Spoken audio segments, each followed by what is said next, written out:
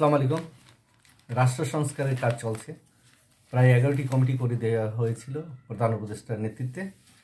তো সেখানে জানুয়ারির প্রথম দিকে হয়তো 6টি সংস্কার কমিটির রিপোর্ট দাখিল হবে এবং আমরা জানতে পারবো যে আসলে এই 6টি রিপোর্টে আসলে কি কি গুরুত্বপূর্ণ পরিবর্তন কমিশন তারা উপস্থাপন করছে, এই জিনিসগুলো আমরা জানতে পারবো। তবে সাধারণত দেখা যায় যে সংবিধান কমিটি যে করেছে সেখানে একটা মূল পয়েন্ট আমরা আজকে আমাদের সময়ে আমরা দেখেছি যে প্রস্তুত রাষ্ট্র সংস্কারের প্রস্তাব জানুয়ারির শুরুতে দাখিল হবে, এরকম একটি রিপোর্ট। সেখানে সংবিধান প্রশ্নে বলা হয়েছে যে দ্বিকক্ষ বিশিষ্ট সংসদ, আমাদের এখন তো এক কক্ষ বিশিষ্ট সংসদ আছে, সেটা দ্বিকক্ষ, উচ্চকক্ষ, নিম্নকক্ষ, যেমন আমেরিকাতে আছে, ভারতে আছে, এরকম অনেক দেশে আছে, জাপানে আছে, তাই না? তারপরে ইংল্যান্ডে আছে দ্বিকক্ষ বিশিষ্ট। অর্থাৎ তখন হয় কি, দুইটা কক্ষ যদি থাকে তখন সিনিয়র একটা গ্রুপ থাকে উচ্চকক্ষ এবং অনেকটা নিচের দিকে থাকে যারা জুনিয়র আছে তারা, সেখানে সিনিয়রও থাকতে পারে, কিন্তু সাধারণত দুইটা কক্ষ থাকলে সরকার মাথায় ব্যালেন্স হয় যে এক জায়গায় নিম্নকক্ষে যদি যেটা পাস হয় আর যদি উঁচু কক্ষ মনে করে পাস হওয়া উচিত না, সেখানে তারা একটা সংশোধনী কিংবা বাধা দিতে পারে ইত্যাদিতে, একটা ব্যালেন্স থাকে, পাওয়ার অফ ব্যালেন্স যেটাকে বলা হয়, পাল্লার মতন, যে এদিকে 1 কেজি 1 কেজি তাহলে সমান থাকে, আর যদি একদিকে 1 কেজি থাকে একদিকে আধা কেজি থাকে তাহলে ব্যালেন্স থাকে না, পাওয়ারটা এরকম। তো সংবিধানে বলা হচ্ছে যে এরকম দ্বিকক্ষ বিশিষ্ট সংসদ হতে পারে, তারপরে প্রধানমন্ত্রী 2বারের বেশি নয়। আসলে এটা অনেক দিন যাবৎ এদেশের মানুষের কিন্তু একটা প্রত্যাশা ছিল যে একদম যে প্রধানমন্ত্রী হবে একাধারে হতেই থাকবে, আসলে তা না, এটা হওয়া উচিত, যেমন আমেরিকাতে 2বারের বেশি হতে পারে না।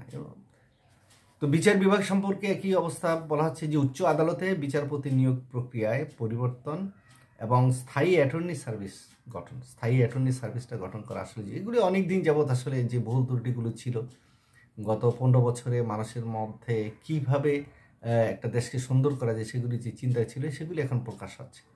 তারপরে দুর্নীতি দমন কমিশন আমাদের আছে, দুর্নীতি দমন কমিশন সরকারের আজ্ঞাবহ, যখন যে সরকার আছে সে যার বিষয়ে তদন্ত করতে পারে তার বিরুদ্ধে তদন্ত করে, এগুলি নিয়ে অনেক অভিযোগ আছে।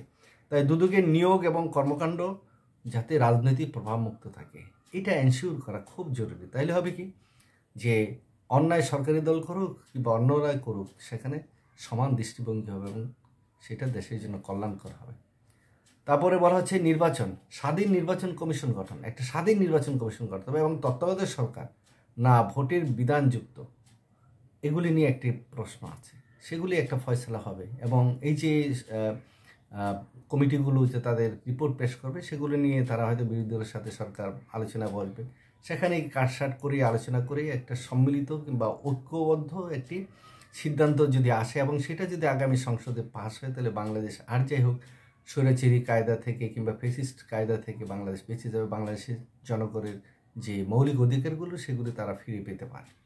তারপরে জনপ্রশাসন নিয়ে অনেক প্রশ্ন আছে। জনপ্রশাসন যে পদোন্নতিতে পরীক্ষা, যে পদোন্নতি হলে পরীক্ষা এবং ক্যাডারে কোটা, তারপরে শিক্ষা স্বাস্থ্য পৃথক কমিশন, এগুলি নিয়ে তারা কাজ করছে। এখন রাষ্ট্র জনগণের কল্যাণে সরকার যে কোনো কাজ করবে, আর যারা কর্মচারী আছেন তাদেরকে সরকার যেভাবে রাখবে সেভাবেই থাকা উচিত, কারণ সরকার পাওয়ার দিলেই তো তারা পাওয়ার ক্ষমতাশালী হয়, পাওয়ার না দিলে তো হয় না।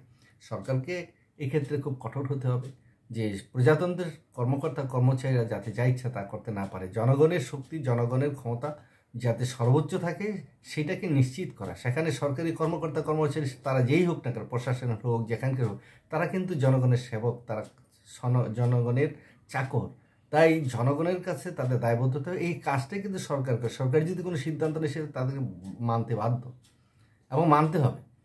তো সেই জন্যই কোনো রকম হুমকি দমকি তাদের দেওয়া উচিত না, কারণ জনগণ যদি খেপে যায় তাহলে কিন্তু বিপদ আছে। আমরা কিন্তু দেখেছি যে 5ই আগস্ট কী ঘটনা ঘটেছে। তাই যারাই আমরা সরকারি চাকরি করি তাদেরকে হিসাব করতে হবে, দিন কিন্তু বদলে গেছে, ছেলে মেয়েদের দৃষ্টিভঙ্গি অনেক চেঞ্জ হয়ে গেছে।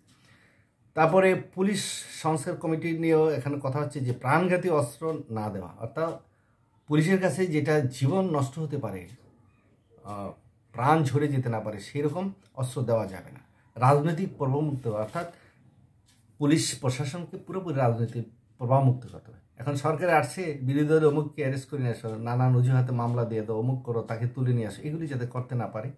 তাই এই ধরনের কাজগুলো মোটামুটি যদি হয়ে যায়, আশা করি আগামীর বাংলাদেশ সুন্দর হবে। ধন্যবাদ, সবাই ভালো থাকবে।